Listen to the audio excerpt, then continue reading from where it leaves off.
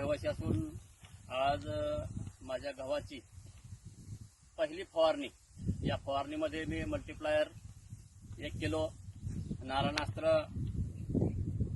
आणि all clear spray plus आणि 1261 याची फवारणी मी आज करत आहे। सध्या माझ्या या गव्हाचं पोटऱ्यामध्ये आहे।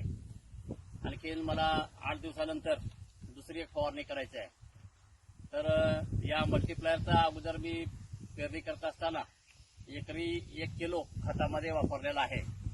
जवळपास हा गहू माझा 3 एकर आहे आणि या 3 एकरामध्ये याच्याबरोबरचे गहू जर पाहायला गेले तर गव्हाची उंची फार कमी आहे, परंतु माझ्या गव्हाची उंची चांगली आहे। तर मला असं आढळून आलं की या मल्टीप्लायरचा ऑल क्लिअर, स्प्रे प्लस आणि नारळास्त्र याचा मी उपयोग केलेला आहे। तर बघू आपण यामध्ये आपल्याला किती उत्पन्न मिळते का नाही ते। धन्यवाद। फवारण्याला जब घेऊ केले का फवारलेलं त्यांचं बी घेऊ।